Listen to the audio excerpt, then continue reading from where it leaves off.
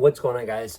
We see champion athletes, champion Olympic winners, like someone like Michael Phelps, and I know he's retired, but when he is at his peak, we look at someone like that, or you name the person, and we just assume that they work hard. We know they work hard, right? We know they've got talents, but we don't make any mistake that they work hard.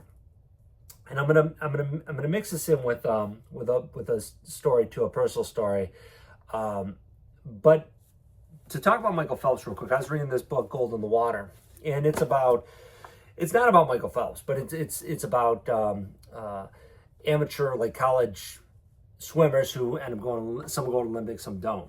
Well, anyways, I was reading something about it. Reminded me of something I read about Michael Phelps a few years back, and he talked about how it was leading up to the Olympics, and it was like he worked out, like, I forgot if it was like 2 years straight, like 700 days straight, every single day, weekends, holidays, everything. And he talked about how every day it was like 4 in the morning, 5 in the morning, he'd jump into a cold pool every single day, like a cold, dark pool every single day.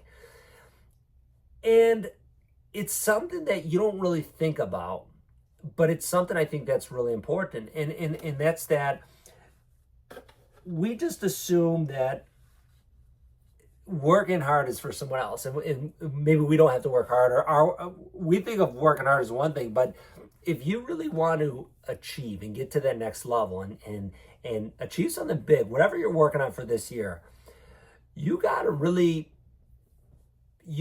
dive into.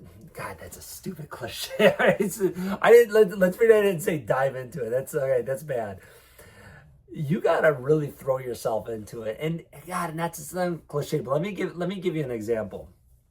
In 2015 is when I had my first breakout year as far as income goes, and before that I was on the way up, but I was always in and out of the money. One month I'd have money, the next month I wouldn't have money.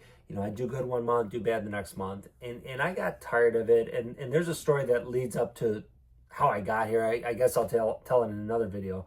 But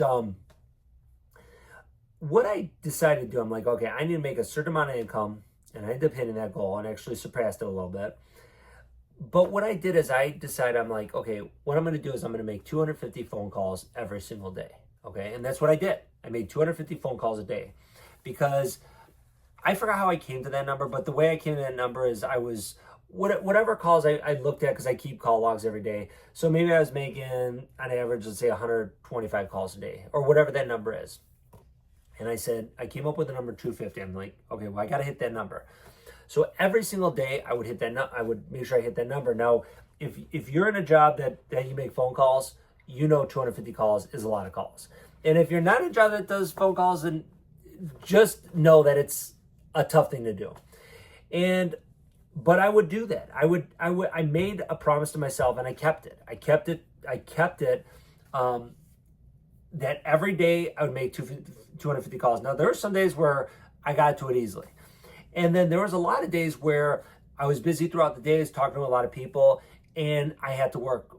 I didn't get to the 250 by 5 o'clock, so I'm working until 6, 7, 8 o'clock, sometimes 8:30, sometimes 9 o'clock at night, because I'd be calling the West Coast. I'm on the East Coast time, but I would be calling the West Coast. So if I'm calling the West Coast at 8 and 9 o'clock, that, excuse me, that's 5 and 6 o'clock their time.